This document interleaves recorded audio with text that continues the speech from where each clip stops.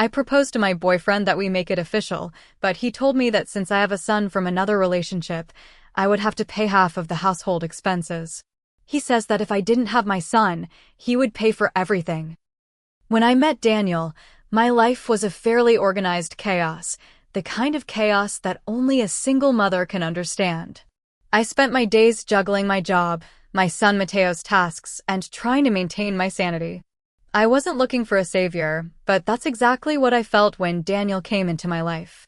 He didn't just see me, the woman behind the exhausted mother, but he looked at Mateo, my son from a previous relationship, and saw a future. From the beginning, he immersed himself in our small world of two with a dedication that completely disarmed me.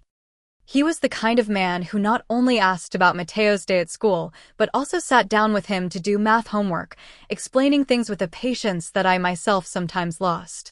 I remember that at first, his methodical nature seemed a bit intense. He came into our lives and with a smile began to optimize everything. He created a shared calendar for our activities, a budget for my weekly shopping, and even a savings plan for vacations. At that moment, I didn't see it as an attempt at control, but as the purest act of love. He was a man building the foundations of a stable family, a safe home for me, and most importantly for my son. He told me that order was the basis of tranquility, and I believed him. Seeing him invest his time and energy in us, in a child who did not carry his blood, was irrefutable proof that this was real, that he wanted to be the father Mateo deserved. Weekends became our sanctuary. We went to museums, to parks, on excursions that Daniel meticulously planned. He didn't buy expensive and meaningless toys. He gave Mateo robotics kits, books about space, and complex puzzles. He said he was investing in his mind, in his future, and I would watch him interact with my son and my heart would melt.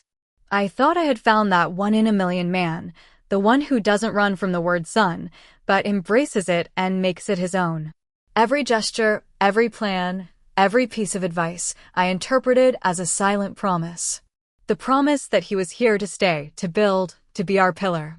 The people around me were amazed. My friends told me how lucky I was to have found someone so committed. My mother, who had always worried about me, finally relaxed, convinced that Daniel was the man who would take care of us. And I lived in that bubble of happiness, convinced that I had done everything right. I had navigated the turbulent waters of being a single mother and had reached a safe harbor. Daniel wasn't just my boyfriend. He had become a father figure to Mateo, my life partner, the architect of our future. I was so sure of our love that I felt the next step was not just a possibility, but a joyful inevitability. In my mind, we were already a family. All that was missing was the paperwork, the formality. I imagined our life together in a bigger house with a garden for Mateo to play in. I saw myself waking up next to him every morning without having to go back to my small apartment. He had laid every brick of that dream with his dedication and his apparent unconditional love. That's why, when I finally gathered the courage to propose that we take the next step, I did it with a heart full of certainty, expecting an answer that would seal the fairy tale that he himself had helped me write. I had no idea that the man who had planned every detail of our future had a very different plan for his wallet. The conversation started in the best possible way. One night, after Mateo had fallen asleep, I opened a bottle of wine and told Daniel that I had been thinking a lot about us, about our future. I told him how incredible he was, how much he had meant to me and my son, and that I felt it was time to make everything official, to look for a house and start living as the family we already were. At first, his face lit up. He said he agreed, that he had been thinking about it too. I felt immense relief, a joy that ran through my body. But then his tone changed. He went from being the loving boyfriend to the project manager I knew from his work. He took out a notebook and a pen, and my heart began to beat with a strange apprehension. He began to talk about logistics, about areas, about types of mortgages, and then he got to the point that changed everything. With the same naturalness with which one talks about the weather, he presented his financial plan to me. He told me that he would cover all our personal expenses, like outings, vacations, and clothes, but that the household expenses, that is, the rent or mortgage, utilities, and food, would be strictly divided 50-50. I was frozen. I tried to understand, so I asked him to explain it to me. And then he dropped the sentence that made my whole world fall apart.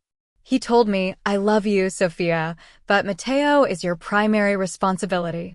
If you didn't have a son, I would pay for everything without hesitation.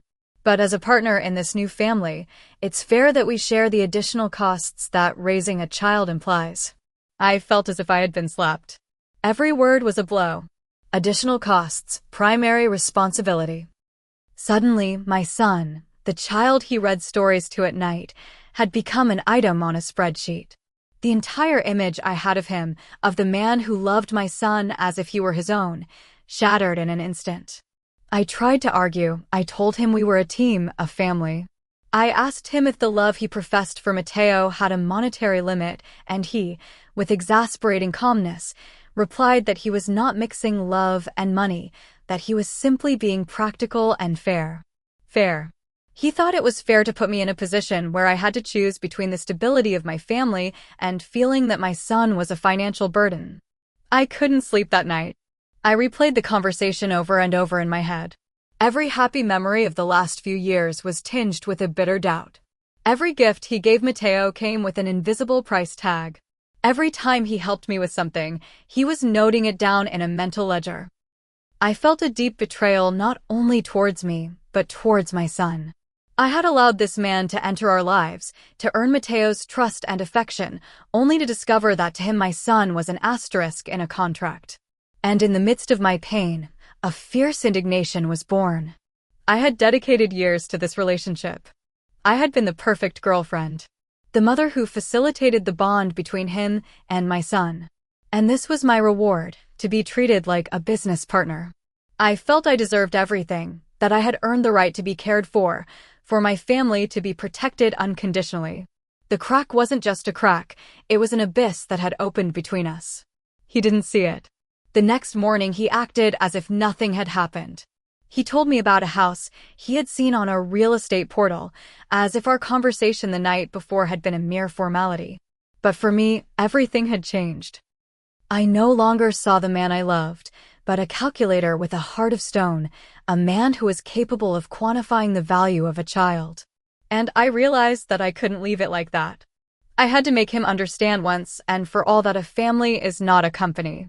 I had to show him in a way he couldn't ignore the colossal mistake he was making by trying to put a price on my son.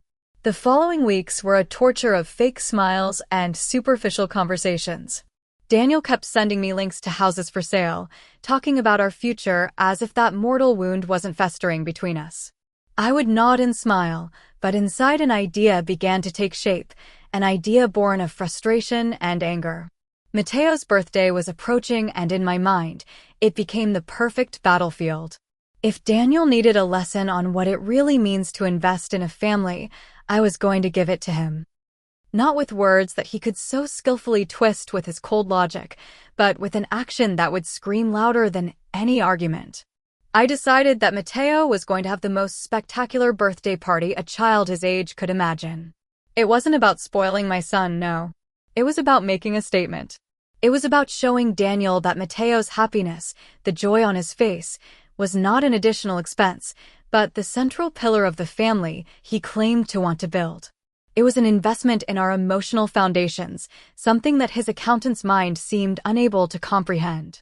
And to finance this master lesson, I decided to use the weapon he himself had put in my hands, the emergency credit card he had given me months ago, telling me to use it for anything the family needed.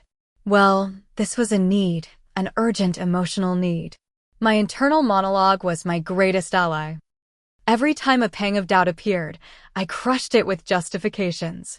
I'm not spending his money, I told myself. I am using our resources to solidify our bond. He needs an electric shock to wake him from his materialistic stupor. I hired a professional magician, a giant inflatable castle, a superhero-themed catering service, and ordered a 3-tier cake that looked like something out of a TV show.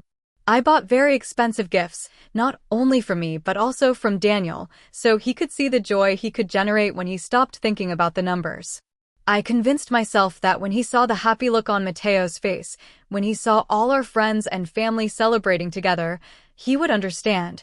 He would realize how ridiculous and petty his 50% proposal had been. On the day of the party, everything was perfect. Mateo was in heaven, running around with a smile that couldn't fit on his face. Our friends congratulated me on how incredible everything had been, and I felt powerful like a lioness defending her cub from the coldness of the world. Daniel, of course, played his part. He smiled, hugged Mateo, and chatted with the guests, but I could see a tension in his jaw, a look in his eyes that told me he was doing mental calculations, and that only reinforced my conviction. He wasn't allowing himself to enjoy the moment. He was auditing happiness. When the last family left and Mateo collapsed into bed, surrounded by his new toys, I sat on the sofa exhausted but satisfied. I had made my move. I had created an unforgettable memory for my son, and I had presented Daniel with tangible proof of what a happy and generous family meant. In my twisted logic, I had not committed an act of financial sabotage. I had performed a surgical intervention on our relationship to remove the tumor of selfishness. I waited almost impatiently for the inevitable conversation about the card statement, ready to give my final speech, convinced that this time he would have no choice but to surrender to the overwhelming evidence of love. 3 days passed, 3 days of tense calm, like the still air before a storm. I knew that Daniel, with his obsession for order, checked his bank accounts every 2 days. The confrontation was not a question of if, but of when. And it came on a Tuesday night. I was in the kitchen preparing dinner, and he came in, not with screams or accusations, but with a calmness that made my hair stand on end. He was holding his tablet in his hand. He placed it on the counter, turned to me, and in a voice devoid of all emotion asked if we could talk for a moment. On the screen was the credit card statement with a huge, red number highlighted in a circle. His question was simple, direct, and disarming. He asked me why I had made such a large expense without consulting him. There was no anger in his voice, just a cold curiosity, as if he were a scientist examining an unexpected specimen. And that calmness was what made me explode. It was the same calmness with which he had told me that my son was an additional cost. It was the calmness of someone who believed he was absolutely right, who saw me as a problem to be solved. All the indignation that had been accumulating for weeks came to the surface like a volcano. I put the knife down on the cutting board and turned to face him, my heart hammering in my chest. I screamed at him. How dare he question me? How dare he reduce the happiest day of my son's life to a number on a screen? I told him that I had always known, that deep in his calculating heart he had always seen Mateo as a burden, as an obstacle to his perfect and orderly life. I accused him of trying to buy my silence with his ridiculous 50% proposal of wanting to enjoy the nice part of being a father without taking on any of the real responsibilities. Each sentence was a missile designed to hurt, to tear down his facade of logic and make him feel as small and miserable as he had made me feel. I wasn't answering his question about the money, I was putting his soul on trial. I reminded him of all the times he had said he loved Mateo and asked him if that love evaporated as soon as a card had to be swiped. I used my son, I know, but I felt I had no other choice. He had put him at the center of this financial dispute, and I was going to use him as my shield and my sword. I told him that I was not going to allow my son to grow up in a home where he was made to feel like a second-class citizen, like a burden that his stepfather grudgingly tolerated. I was crying by then, but they were tears of rage, not sadness. I was acting, playing the role of the martyr mother attacked by the heartless villain. Daniel stood there listening to my torrent of accusations without interrupting me. His face was a stone mask. When I finally ran out of breath, with no more insults to throw, I waited for him to react. I expected him to shout, to defend himself, to give me something to fight with, but he didn't. He simply took his tablet, turned off the screen, and looked at me with an expression I had never seen before. It wasn't anger, it wasn't even disappointment. It was a kind of confirmation, as if my irrational and manipulative outburst had been the final piece of a puzzle that he had already solved in his mind. And in that terrifying silence, I realized that my great lesson had not worked. In fact, it had failed in the most spectacular way possible. The silence that followed my outburst was heavier and more damaging than any scream. Daniel finally spoke, and his voice was low, controlled, but with an edge of steel. He told me that my reaction had just confirmed all his fears, that the problem had never been the money and that he would have been willing to discuss it to find a solution.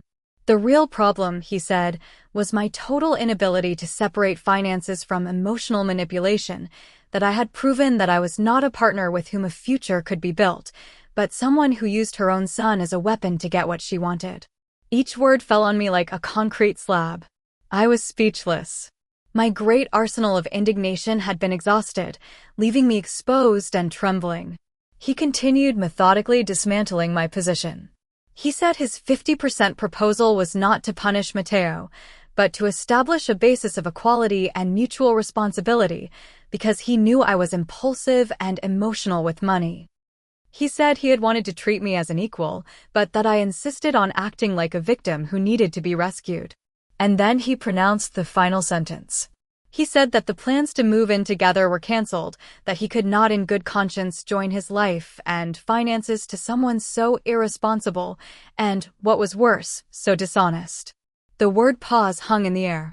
Our relationship was not over, but it was in limbo, frozen in time by my own stupidity. The following days were a silent hell. We lived in the same space, but like two ghosts who avoided each other in the hallways. He was courteous, almost robotically polite, especially in front of Mateo, but the intimacy, the warmth, everything we had built had evaporated. The house that once felt like a home was now a minefield of tension and resentment. Every meal together was an ordeal, every night in the same bed, but miles apart was torture. I felt completely trapped. My grand gesture, my lesson, had become my own cage. I had portrayed myself as the martyr, the mother fighting for her son, but now I felt like the fool who had blown up the bridge that led her to the promised land. I tried to talk to him a couple of times, but it was like talking to a wall. He repeated calmly that there was nothing to talk about until I understood the magnitude of what I had done. Not the spending, but the betrayal of trust and the manipulation. He had won with his cold, implacable logic. And so my story ends for now, trapped in a house with a man who looks at me as if I were a stranger, an equation that didn't solve. I feel betrayed, misunderstood, and terribly alone. I spent that money to show him we were a family, to force him to see beyond the numbers, but all I managed to do was make him see the woman he feared I was. I still believe my intention was good, that I was fighting for the heart of our family, but now I am sitting here in the ruins of my own actions, wondering if there is any way to rebuild this, or if I just proved to the man I love that he was right about me all along. Am I the bad one for wanting to give my son a life without price tags, even if it meant breaking the rules? Comment on the main story. Anonymous User 1. I completely understand how you feel. It's horrible to feel that your partner's love is conditional and that your child is seen as a financial burden. The loneliness you must feel must be overwhelming. However, using the credit card behind his back for such a massive expense was crossing a very serious line. There were so many other ways to communicate your pain and frustration before resorting to an act of financial sabotage that, honestly, just proved him right. Response from the OP. Other ways. Do you think I didn't try? I tried to talk to him, to appeal to his emotions, but it's like talking to a brick wall. His language is money, numbers, cold logic. Sometimes, for someone to understand, you have to speak to them in the only language they know. The expense was not sabotage, it was a translation. I was translating the value of my son's happiness into dollars so that he could finally understand it. Anonymous User 2. I can't stop thinking about Daniel. The guy knows you, loves you, wants to build a future with you and your son, and the only thing he asks for in return is that you act like a responsible adult partner in the biggest project of your lives. And your response is to lie, steal from him, and then throw a melodramatic fit when he catches you. The problem isn't that he sees your son as a burden. The problem is that he sees you as one, and honestly, you've given him every reason to. Response from the OP. Steal from him. How can you say that? It was a card for family expenses. And what is more family than a son's birthday? People like you will never understand. You think everything is black and white, right and wrong? But when you're a mother, you learn that there are thousands of shades of gray, and sometimes you have to do things that logical people don't understand to protect your child's heart. I don't expect you to understand it. Anonymous User 3. You say that Daniel presented you with a logical and fair plan, and that your reaction was emotional. You mention that he is methodical and plans everything, while you describe yourself as someone who acts from the heart of the family. Isn't it possible that he, knowing your more impulsive nature, was trying to create a structure that would protect you both in the long run? His 50% proposal sounds less like an attack and more like an attempt to establish clear rules, precisely to avoid the situation that you yourself ended up creating. Response from the OP. A structure to protect us. What a nice way to say a cage. He wasn't trying to protect us, he was trying to control me. He wanted to put a limit on me, a financial leash, because he doesn't trust me, because he thinks his methods are the only valid ones. My nature is not impulsive, it is passionate. I love passionately, I defend my son passionately. I feel sorry for people who live their lives inside a spreadsheet. I really do. Update 1. The failed ultimatum. It's been a week since I wrote this, and the tension in the house became unbearable. Daniel's silence was a weapon, and I felt like I was suffocating. I realized I couldn't go on living like this, waiting for him to decide to forgive me for fighting for my son. I had to do something, take control of the situation. I convinced myself that deep down he loved me, that all this was a mistake caused by his fear of total commitment. He needed a push, a shock that would shake him out of his rigidity and make him see what he was about to lose. So I devised a plan that in my mind could not fail. I decided to give him an ultimatum, but not with words, but with actions. I started packing very visibly, very dramatically. I took out suitcases and boxes and started folding my clothes and Mateo's, leaving the boxes stacked in the hallway where he couldn't ignore them. My heart was pounding, a mixture of fear and a strange sense of power. I expected that at any moment he would come in, see what I was doing, and that his facade of calm would crumble. I expected him to beg me to stay, to admit that he had been a fool and that money didn't matter, that we, our family, was the only thing that mattered. When Daniel came home from work and saw the boxes, he stopped in his tracks. For a second, I thought my plan had worked. I saw an emotion cross his face. But it wasn't the panic I expected, it was resignation. He calmly asked me what I was doing. With all the dignity I could muster, I told him that we couldn't go on like this, that I would not subject Mateo to living in a home where he was not 100% accepted, where he was seen as a budget item. I told him we were leaving so that he could have the orderly and cost-free life he so seemed to crave. It was my grand martyr speech. I delivered it and waited for the collapse, but the collapse never came. Instead of begging, Daniel nodded slowly. Then he did something that completely shattered me. He sat on the sofa, opened his laptop, and said, "Okay. If that's what you feel you have to do, I'll help you." He started looking for rental apartments in my area, near Mateo's school. He talked to me about prices, about square footage, about whether they had an elevator. Then he looked at me and told me not to worry about the deposit, that he would cover it. He told me that the most important thing was Mateo's stability and that if I didn't feel comfortable here, the logical thing was to facilitate the transition as quickly and quietly as possible. I was stunned. My great bluff, my queen move on the chessboard had not only not worked, but he had accepted it and was facilitating it. He offered me more boxes from the storage room. He asked if I needed him to call a moving company. Every offer of help was a stab to my pride. I wanted to scream at him, to tell him to stop being so damn reasonable and fight for me, but I couldn't. I had backed myself into that corner. My ultimatum had become my sentence. Now I had no choice but to leave, not as a victorious martyr, but as a fool whose plan had been dismantled by the same cold logic she so despised. Comment on the update. 1. Anonymous User 1. Ouch! That must have hurt. You overestimated yourself and underestimated his resolve. He's not playing your emotional games. He took you at your word and acted accordingly, prioritizing what he considers the child's well-being. It's a brutally logical move and has left you with no cards to play. Maybe this is the time to stop trying to win and start thinking about what you really want and how to communicate it honestly. Response from the OP. I'm not playing. My pain is real. My fear for my son's future is real. What he did was not logical. It was cruel. It was the most passive-aggressive way of telling me he didn't care, that we are replaceable. A man who loves a woman doesn't help her pack her bags, he fights for her. Anonymous user 2. The bluff has been called. Exactly. You expected a romantic movie scene and you got real life. Daniel is treating you like the adult you claim to be. You made a decision and he is respecting that decision and helping you execute it. What did you expect? For him to crawl on the floor? He has proven once again that he is a mature and stable man. Frankly, after how you've treated him, you don't deserve for him to fight for you. Response from the OP. Respecting my decision. He wasn't celebrating it. He was delighted to be rid of the burden. People like you defend these emotionally stunted men because you're afraid to admit that sometimes love has to be irrational and passionate. He is not mature, he is a robot, and I don't need a robot in my life or my son's. Anonymous user 3. I can't stop thinking about your son in all this.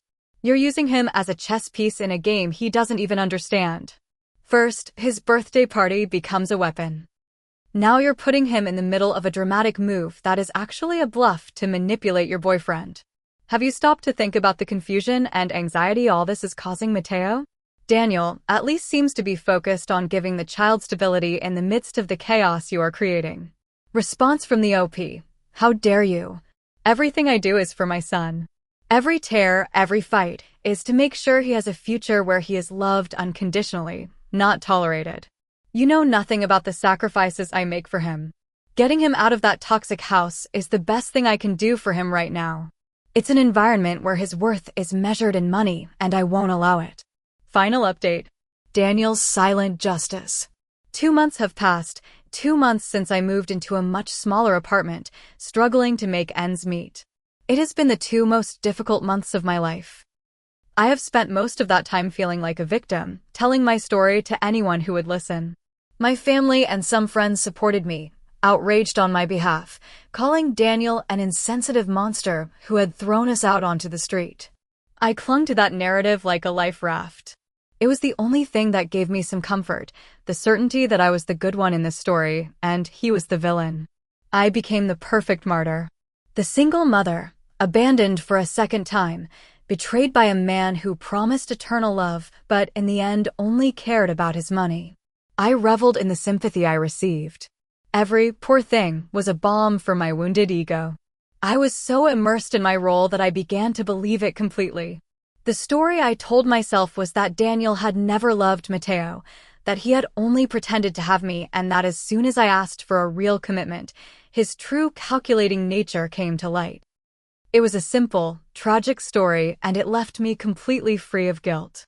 The final blow, the one that destroyed my sanctuary of self-pity, did not come with a phone call or an argument.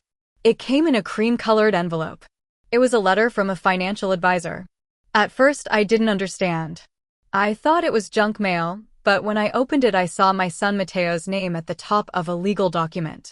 It was the notification of the creation of a trust fund in his name, an investment fund intended to cover all of his future university expenses. The initial deposit was a 5-figure sum, a sum that would take me decades to save. The sender and sole contributor was Daniel. Along with the legal documents, there was a personal letter addressed to my parents, of which they sent me a copy. In it, Daniel, with his characteristic calm and precision, explained what had happened. He wrote that although his relationship with me had become untenable due to our fundamental differences on trust and financial responsibility, his affection and his commitment to Mateo's well-being remained intact. He said that he had always promised Mateo that he would make sure he had the best opportunities, and that this promise was above our failure as a couple. He ended by saying that he hoped they understood that this was not an attempt to get back into my life. but simply the fulfillment of a promise made to a child he had grown to love. I read that letter over and over, and I felt the floor disappear from under my feet. With a single, silent, and devastating act, Daniel had demolished every pillar of my victim narrative. He had annihilated my main argument. I could no longer say that he didn't love my son. I couldn't say that he saw him as a burden. I couldn't say that he was a heartless cheapskate. He had done the opposite. He had secured my son's future in a way that I, his own mother, could never have dreamed of.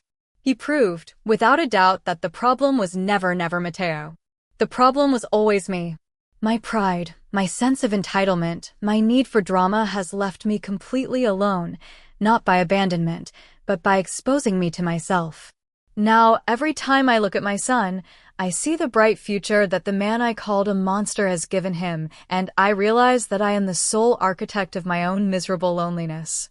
Comment on the final update. Anonymous User 1. Wow. Just wow. That man is on another level. Instead of getting revenge or disappearing, he has kept his word to the child. It's the most dignified and devastating move he could have made. He has taken away all your weapons and left you alone with the truth. I hope for your sake and your son's that this serves as a monumental wake-up call. Response from the OP.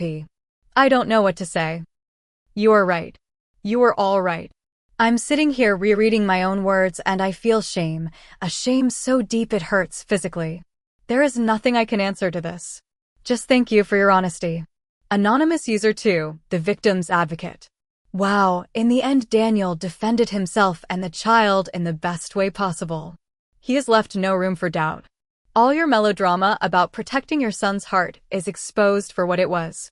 An excuse for your own selfishness. I hope your son grows up and knows what this man did for him, despite your attempts to paint him as the villain. Response from the OP. He will know. I will make sure he knows. When he is old enough to understand, I will tell him the truth. The whole truth. It's the least I can do. I owe that to my son and I owe it to Daniel. Anonymous User 3. This is what happens when an emotionally manipulative person comes up against someone who operates with unwavering integrity. It's like a wave crashing against a rock. The wave makes a lot of noise and foam, but in the end the rock remains intact. He has given you the most painful and valuable gift, a mirror. The question now is, what are you going to do with the person you see in it? Response from the OP. I don't know. I honestly don't know. For the first time in a long time, I don't have a plan or a justification or a story to tell. Just silence. I guess I'll start there. I'll start by being silent and listening.